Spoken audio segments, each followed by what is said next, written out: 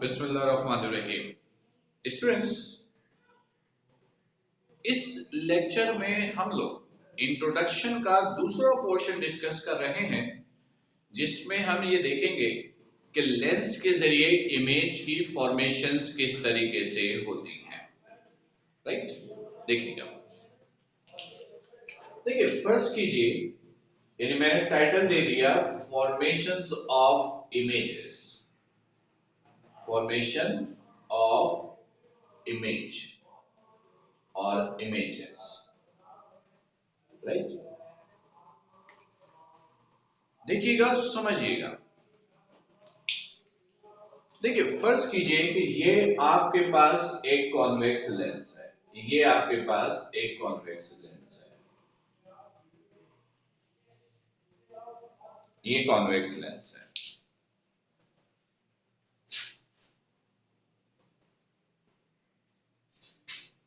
ये आपके पास एक कॉन्वेक्स लेंस है। ये आपके पास एक कॉन्वेक्स लेंस है। ये प्रिंसिपल एक्सिस है, जैसा कि प्रीवियस लेक्चर में हमने देखा। ये फोकस पॉइंट, ये फोकस पॉइंट, ये सेंटर ऑफ कर्वेचर, ये सेंटर ऑफ कर्वेचर, और ये ऑप्टिकल सेंटर। फर्ज कीजिए कि ऑब्जेक्ट को हम लोगों ने बियॉन्ड सी प्लेस किया। ये हमने ऑब्जेक्ट प्लेस किया। ये ऑब्जेक्ट हमने प्लेस किया। राइट, ऑब्जेक्ट को एरो से शो करते हो।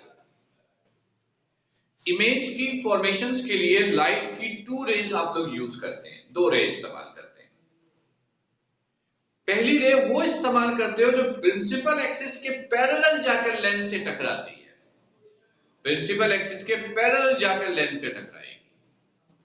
और दूसरी लाइट की वो रे इस्तेमाल करते हैं जो कि ऑप्टिकल सेंटर से जाके टकराए। तो देखिएगा, लाइट की वो रे जो प्रिंसिपल एक्सिस ऑप्टिकल, ये फर्स्ट कीजिए, ये लाइट की रे है जो प्रिंसिपल एक्सिस के पैरेलल जाकर लेंस से टकराई। लेंस से टकराने के बाद हल्का सा बेंट होगी, और बेंट होने के बाद फोकस पॉइंट से वे गुजर जाती है। लाइट की रेज जब पैरेलल प्रिंसिपल एक्सिस के आकर लेंस से टकराती हैं, तो लेंस से टकराने के बाद हल्का सा बेंट होती हैं, और बेंट होने के बाद फोकस पॉइंट से गुजर जाती हैं। ये फोकस पॉइंट से गुजर गई, ये फोकस पॉइंट से गुजर गई। राइट, और दूसरी लाइट की रे वो लेंगे जो कि ऑप्टिकल सेंटर से जाकर हिट करे। कहां से जाकर हिट करे? ऑप्टिकल सेंटर से। ये ऑप्टिकल सेंटर से जाकर हिट कर रही लाइट की रे। ये हिट करने के बाद ये सीधी गुजर गई। लाइट की कोई रे अगर ऑप्टिकल सेंटर से जाके टकराए तो टकराने के बाद वो सीधी गुजर जाती है बगैर बेंट हुए। दोनों लाइट की रे एक दूसरे को जिस पॉइंट पे इंटरसेक्ट करती है वहां पर बनता है इमेज। तो यहां पर ये लाइन और इंटरसेक्शन पॉइंट पर एरो को शो करोगे। राइट, इमेज की नेचर देखिए क्या है। पहला पॉइंट देखिए, इमेज कहां बना? बिटवीन एफ एंड सी। इसे नेचर कहेंगे, नेचर कहेंगे, नेचर ऑफ इमेज। कहां बना है?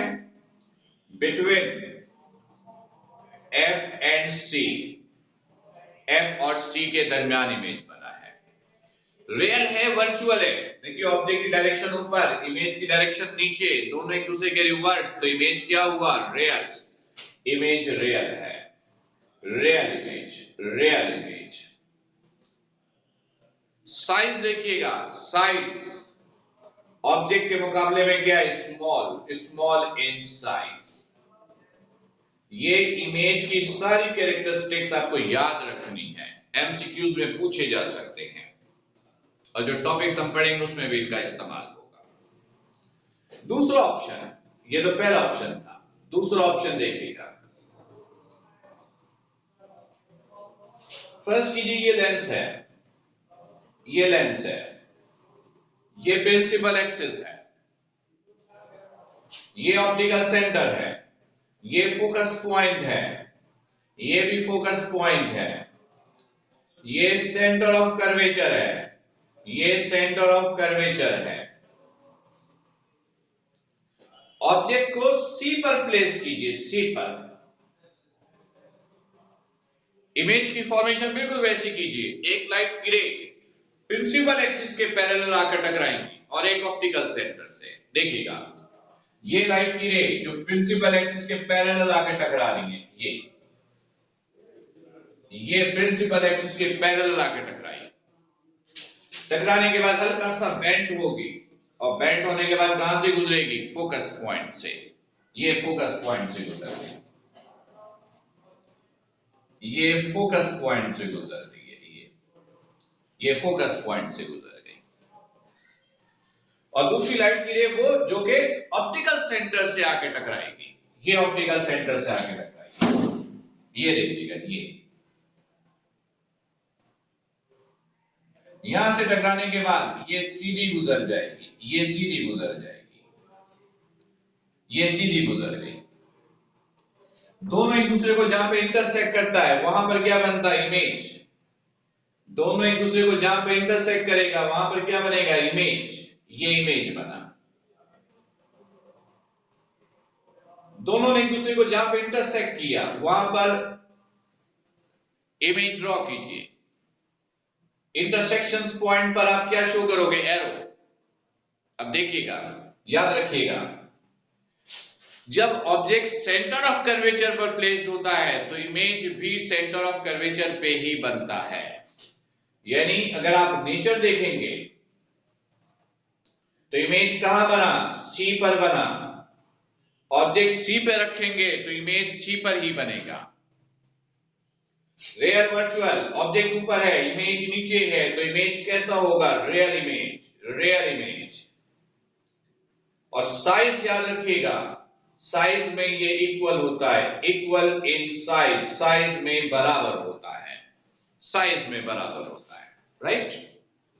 तीसरा ऑप्शन देखिएगा, तीसरा ऑप्शन ये है कि फर्ज कीजिए कि ये आपके पास लेंस है, ये लेंस है, ये लेंस है, ये प्रिंसिपल एक्सिस है, ये सेंट फोकस पॉइंट, ये सेंटर ऑफ कर्वेचर, ये फोकस पॉइंट, ये सेंटर ऑफ कर्वेचर। अब आप ऑब्जेक्ट को F और C के दरमियान रखिए, ये F और C के दरमियान है, ये अगेन वही दो लाइट की रे का इस्तेमाल करना है। एक प्रिंसिपल एक्सिस के पैरेलल आकर लेंस से टकराए, यहां से टकराने के बाद कहां से गुजर जाएगी? वो फोकस पॉइंट से, फोकस पॉइंट से। और दूसरी लाइट की रे जो कि ऑप्टिकल सेंटर से जाके टकराएगी वो सीधी गुजर जाएगी। दोनों लाइट की रे एक दूसरे को इंटरसेक्ट करेगी, जहां इंटरसेक्ट करेंगे वहां पर बनेगा इमेज, ये इमेज बना। इंटरसेक्शन पॉइंट पे एरो लगाओगे। इमेज कहां बना? नेचर को स्टडी करते हैं, बियॉन्ड सी बना है, सी से दूर बना है। रियल है वर्चुअल है? रियल है, दोनों की डायरेक्शन एक दूसरे के रिवर्स। साइज क्या है? लार्ज इन साइज है, साइज में बड़ी है ये, राइट। स्टूडेंट्स, चौथा ऑप्शन देखिएगा क्या है। ये लेंस है, ये प्रिंसिपल एक्सिस है, ये ऑप्टिक सेंटर, ये सेंटर ऑफ कर्वेचर, ये सॉरी फोकस पॉइंट, ये centre of curvature, focus point, centre of curvature, ये ऑप्टिकल सेंटर। अब F पे रखिए, फिर लाइट की वही दो रे इस्तेमाल कीजिए, एक प्रिंसिपल एक्सिस के पैरेलल, यहां से टकराने के बाद बेंड होगी, बेंड होने के बाद कहां से गुजरेगी? फोकस पॉइंट से। दूसरी लाइट की रे ऑप्टिकल सेंटर से जाके टकराई, वो सीधी गुजर गई। दोनों कैसे जा रही है? पैरेलल। जब पैरेलल जाएंगी तो इमेज कहां बनेगा? इनफाइनाइट पर बनेगा। इमेज कहां बनेगा? इनफाइनाइट पर। फिर गौर से सुनिएगा, ये पैरेलल जा रही है। पैरेलल लाइंस एक दूसरे को इंटरसेक्ट करती हैं इनफाइनाइट लेंथ पर, इनफाइनाइट डिस्टेंस पर, बहुत दूर। तो हम कहेंगे इमेज जो बना है वो इनफाइनाइट पर बना है, एट इनफाइनाइट। रियल है वर्चुअल है? रियल है, क्योंकि अगर ये इनफाइनाइट पे भी बना है तो बनेगा नीचे, नीचे प्रिंसिपल एक्सिस से नीचे, ऑब्जेक्ट है ऊपर, तो इमेज कैसा होगा? Real, real image, real image. Size देखिए, जैसे जैसे नीचे जाता जाएगा साइज बड़ी होती जाएंगी। तो जब ऑब्जेक्ट फोकस पॉइंट पर होता है तो इमेज साइज में बेइंतहा बड़ा होता है, जिसे हम लोग कहते हैं कि साइज हाईली मैग्नीफाइड होगा, इमेज हाईली मैग्नीफाइड होगा। हाईली मैग्नीफाइड का मतलब है साइज में बेइंतहा लार्ज होगा। Highly magnified, highly magnified, right. एक और ऑप्शन लेते हैं, फिफ्थ ऑप्शन। ये लेंस है, ये प्रिंसिपल एक्सिस है, ये प्रिंसिपल एक्सिस है,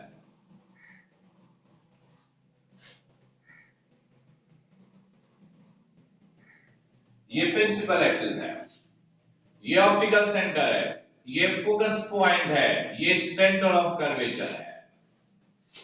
ये फोकस पॉइंट, ये सेंटर ऑफ कर्वेचर। ऑब्जेक्ट को O और F के दरमियान रखिए, ये रखा। फिर लाइट की वो दो रे इस्तेमाल कीजिए, एक प्रिंसिपल एक्सिस के पैरेलल, बेंट हुई, बेंट होने के बाद फोकस पॉइंट से। दूसरी ऑप्टिकल सेंटर से पास कीजिए, ये। इन दोनों रे के दरमियान डिस्टेंस देखिएगा क्या हो रहा है? इंक्रीज। तो इस डायरेक्शन में इंटरसेक्शन तो पॉसिबल नहीं है, तो आप क्या करोगे?